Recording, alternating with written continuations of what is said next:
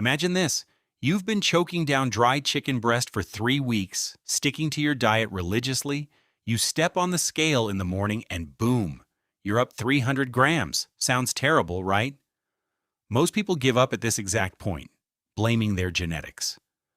But the truth is, your metabolism is completely fine. You've simply fallen into a trap where thousands of people waste away their health for years for absolutely nothing. And it comes down to things you probably don't even think about. For example, is it possible to gain fat from eating completely clean fitness foods? By what percentage do fitness trackers actually lie to us? And how is our body able to secretly hoard calories while we are starving ourselves? In today's video, we are going to dismantle this illusion piece by piece. You will find out where hidden calories are lurking and get a clear, science-backed plan that is guaranteed to start pushing that scale needle down. Let's take off the rose-colored glasses. Your body is not a calorie counter app. It is a highly complex ecosystem whose primary mission is to survive at any cost. To your body, fat is a precious strategic reserve for times of famine. It will defend it until the very end. You can't trick it with just a couple of workouts. You believe you are in a deficit because you eat healthy and clean. But the laws of thermodynamics don't care about concepts like proper or bad food. It makes no difference to them where the energy comes from, a farm-grown avocado or a burger. A calorie is simply a unit of energy. And here lies the ultimate mental trap, the clean eating illusion. You switch to a healthy diet and let your guard down, thinking that since the food is good for you, you can eat it without limits. Let's take a look at your plate. For breakfast, you make a salad and generously drizzle it with olive oil, a source of omega-3s, pure benefits. But one innocent tablespoon poured by eye easily turns into 2. And that is nearly 250 kilocalories, 250 calories of pure fat that you just completely missed. Then comes snack time. You grab a handful of healthy nuts, almonds, or hazelnuts. Nuts are the perfect snack, right? You pop them into your mouth one by one while sitting at your computer. A tiny handful weighing just 50 grams is another 300 plus calories. And just like that, you've overeaten by nearly 600 calories in a matter of hours. To your stomach, it felt like a light snack. But to your energy balance, it was a full, heavy lunch. You could eat nothing but organic, eco-labeled foods, yet still be in a calorie surplus and gain weight. Your body can't read labels. It counts the total sum of incoming energy. Now let's destroy your remaining illusions with the main culprit, your fitness tracker. This is the biggest scam in the fitness industry. You walk out of a grueling 1-hour workout, proudly look at your watch screen and see 700 calories burned. A warm sense of accomplishment washes over you. You think, I worked hard, now I can afford to eat a little extra. But studies prove that fitness trackers miscalculate calorie expenditure by an average of 30% to 80%. They exaggerate your calorie burn. Your 700 burned calories were actually around 300 at best. In the end, you compensate for an imaginary burn with real food, completely obliterating your deficit. There is another secret factor that completely breaks the mathematics of weight loss, the total distortion of how we perceive caloric density. Our vision is wired to judge fullness by the physical size of food rather than its energy value. Volume does not equal calories. Imagine a huge plate of fresh cucumbers and greens weighing half a kilogram. It looks massive and will fill your stomach to the brim, but it contains barely 100 calories. Now imagine a small chocolate bar or a couple of tablespoons of peanut butter. They look tiny on your palm. Your brain doesn't register this volume as serious food, yet the energy value of that little treat is the same 500 to 600 calories. People spend hours drinking tea with tiny cookies, thinking they aren't eating anything while subtly downing a full day's worth of energy. This brings us to the most dangerous category, liquid calories. Our brain simply does not know how to register liquids as an energy source. Water, tea, coffee to us, they are just ways to quench thirst. But let's step into a coffee shop. You order a large latte. To make it taste better, you ask for syrup. And of course, you're on a diet, so you choose plant-based milk, oat milk, for example. Let's do the math. Plant milk is loaded with carbohydrates and fats, and syrup is pure sugar. In the end, that single cup clocks in at around 350 calories. You drink it on the go in a couple of minutes. Your stomach stays empty. No fullness signals reach your brain, but your energy budget takes a massive hit. 2 of these coffees a day and your deficit is completely gone even if you ate nothing but salad leaves the rest of the time. The exact same goes for fresh juices and smoothies. By stripping a fruit of its fiber, you turn it into concentrated liquid sugar. But even if you count your food perfectly, your body unleashes its secret weapon, adaptive thermogenesis. The moment your body realizes less food is coming in, it is in no rush to give up fat. Instead, it brutally cuts down energy spending on everyday actions. You become a little more sluggish. You no longer pace around the room while talking on the phone, you sit. You won't get up to walk over to a colleague, you send a message instead. You stop gesturing as much, blink less frequently, even your posture shifts slightly. Your body is trying to save energy. Your non-exercise activity thermogenesis, NEAT, plummets. As a result, your actual daily expenditure drops by 200 to 400 calories. You think your deficit is 500 calories, but your body has already slashed its spending by that exact amount. You end up in a state of energy equilibrium. You keep starving, but you've stopped losing weight. All right?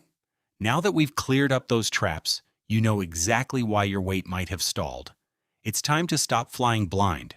From here on out, it's all about strict math and precise calculations. No more guessing games. We're going to map out a foolproof plan to bypass all those calorie pitfalls. And right after that, I'll give you an alternative, Plan B, designed for anyone who is buried in work or just completely overweighing everything they eat. But first, let's talk numbers. Step 1. Finding your baseline. Forget about standard generic formulas from the internet. We are going to calculate your individual TDEE, total daily energy expenditure, using the Mifflin-St-Jeor equation. For men, 10 times weight in kilograms plus 6.25 times height in centimeters minus 5 times age in years plus 5. For women, the exact same formula, but instead of plus 5 at the end, you subtract minus 161. The resulting number is your basal metabolic rate, BMR. Now multiply it by your activity multiplier. If you work a desk job, multiply by 1.2. If you work out 3 times a week, multiply by 1.375. The final number is your maintenance calories. To trigger consistent weight loss, subtract exactly 20% from it. No more. If you cut your calories any deeper, your body will drop into extreme energy-saving mode. Your hormones will crash, and you will binge. Step 2. Weighing and portion control. From this day forward, the kitchen scale is your primary artifact. If you want guaranteed results, you need to forget phrases like eyeballing it or a medium apple. For example, say you pour your morning oats by eye, thinking it looks like a 50-gram portion, but the scale reads 80 grams.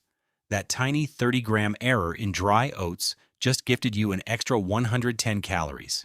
Do that with every meal, and it adds up fast. Crucial rule, you must weigh absolutely everything strictly in its raw or dry state. Grains expand as they absorb water during cooking, while meat shrinks. 100 grams of raw chicken breast and 100 grams of cooked chicken breast are 2 completely different numbers when it comes to calories. Track every single gram in your app, including that tiny drop of oil for the pan.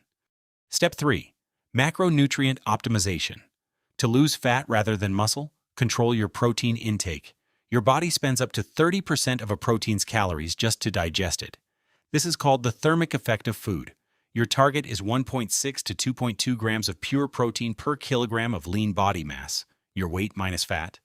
Focus on chicken breast, turkey, fish, eggs, and cottage cheese. At the same time, eliminate sugary drinks. Your choices should be plain water, unsweetened tea, and black coffee. Step 4. Proper analytics. Stop obsessing over daily numbers. Weight fluctuates due to water retention, salt, carbs, stress, or lack of sleep. Weigh yourself every morning on an empty stomach. Write down the number and calculate the arithmetic mean at the end of the week. Only comparing weekly averages will show you your true progress. If the average weight hasn't budged for 4 weeks, you've hit a plateau. Your body has adapted. Reduce your intake by another 200 calories or add 5,000 steps to your daily activity. If you don't have the time or the mental energy to live attached to a food scale, there is a plan B. This is a behavioral approach that allows you to kickstart weight loss on autopilot, simply through the right habits. Your first weapon is the Harvard plate method. Every time you sit down to eat, mentally divide your plate. Fill the first half to the brim with non-starchy vegetables and greens. Cucumbers, tomatoes, cabbage, broccoli. They have huge volume and minimal calories. They will stretch your stomach walls, forcing receptors to send fullness signals to your brain. Give the next quarter to clean protein, meat, poultry, fish. The last quarter goes to complex carbohydrates, buckwheat, brown rice, whole grain pasta. Using this rule, it becomes physically impossible to overeat. The second golden rule is the 10-minute rule. Immediately after a main meal, you get up and walk. No lying down on the couch. 10 minutes of active walking at a moderate pace stimulates digestion, helps clear glucose directly into your muscles, and prevents post-meal sluggishness. Additionally, make it a rule to drink a glass of warm water exactly 15 minutes before eating. This will partially fill your stomach volume and protect you from impulsive overeating. And the ultimate factor controlling your appetite at a hormonal level is sleep. If you sleep 5 hours a day, you are doomed. It is proven that even a single night of sleep deprivation sharply alters the balance of your hunger and fullness hormones, ghrelin and leptin. Ghrelin, which triggers intense appetite, spikes, while leptin, the fullness signal, drops. The next day, your brain won't be craving broccoli. It will demand fast carbs and fats, pizza and chocolate. Your body is simply trying to compensate for the energy it missed from sleep. Get at least 7 to 8 hours of sleep, go to bed before midnight, and spontaneous binges will disappear on their own. Conclusion: weight loss is not a short-term cleanup before a vacation, nor is it a temporary punishment diet you just have to endure. As long as you think in terms of, I'll suffer for 3 weeks and then go back to normal life, you are bound to a never-ending cycle of binging and restriction. Your task is to completely shift your mindset paradigm. Stop fighting your body. Stop chasing a beautiful number on the scale at any cost. Start viewing food as high-quality fuel and physical activity as an act of caring for your health. The moment you strip away the illusions, clean up the hidden calories, and make this process a part of your regular lifestyle, your body will change on its own, once and for all. Act smart, and the results won't keep you waiting.